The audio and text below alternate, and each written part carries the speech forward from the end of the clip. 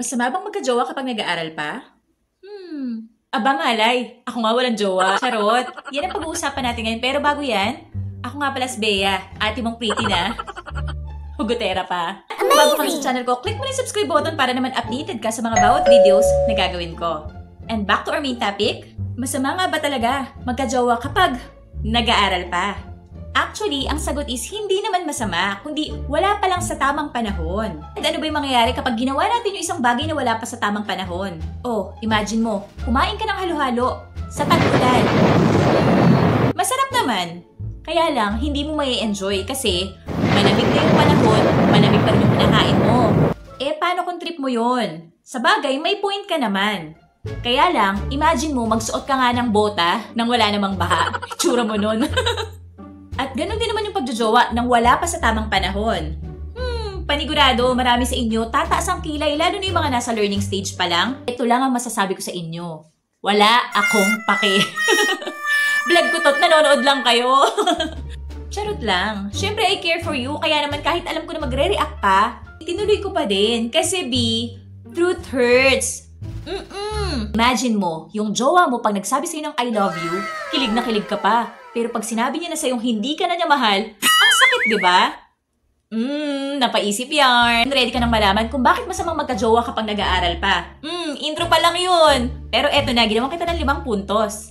Number 1, hindi ka pa ready to handle relationship. Relationship mo nga sa magulang mo at sa mga kapatid mo, hindi mo kayang i-handle tapos magdadagdag ka pa.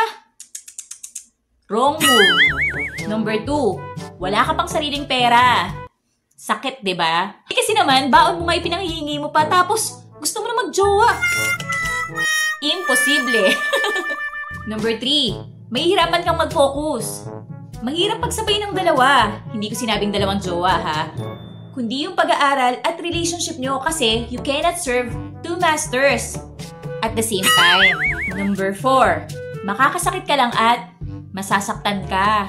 Unang-una, masasaktan mo mga magulang mo. At pagkatapos nun, masasaktan ka rin. Bakit? Dahil sa bugbog na matatango mo kapag nalaman na may jowa ka na. Siyempre, mahirap naman talagang pumasok sa kahit anong situation na hindi ka pa talaga ready. Sample na lang ha. Nanay at tatay mo nga eh. Anak ka na nila. Pero naiisip pa rin nilang sumuko sa relationship na meron sila. Ikaw pa kaya? Nasa chat mo lang siya nakilala. Number 5. Last but not the least. Hindi yun kalooban ni Lord. Kasi, kapag si Lord ang nagbigay, ibibigay niya yun sa panahon na ready ka na. At yun lang, nawa may napulot ka sa video na to. At kung tinamaan ka, at gusto mong makagante, like mo na tong video na to. At share mo na rin sa mga tropa mo o sa mga BFF mo na may planong manligaw o nagpapaligaw na nang wala pa sa tamang panahon. Hay, eto kasi yan mga B. Huwag ka kasing atat magka-jowa. Unless na lang na jowa ng pangalan mo. Juwang-jowa na. Dadating ka din sa stage na yon. Sa ngayon, kung nasa learning stage ka pa, i-enjoy mo muna. Sabi nga ni King Solomon sa Bible, Daughters of Jerusalem, I charge you, do not arouse or awaken love until it so desires. Kasi nga, delikado kapag ginising mo yung dapat natutulog pa. Kaya sana kung may nanliligaw na sa'yo at plano mo nang sagutin, at kung ikaw naman ay plano mo nang manligaw nang wala pa sa panahon, stop nyo muna. Hintay pa.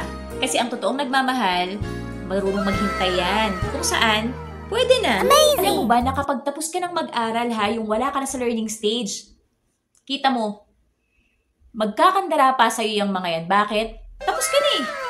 Kasi ang totoong buhay, B, hindi lang ganda yan ha. Hindi lang gwapo yan. Kasi kailangan may diskarte ka. At kung ikaw naman ay may jowa na, wala tayong magagawa dyan. Just bear the consequence. Or, i-break mo na. Di ko akalain na sinabi ko ang kinalalagyan ngayon.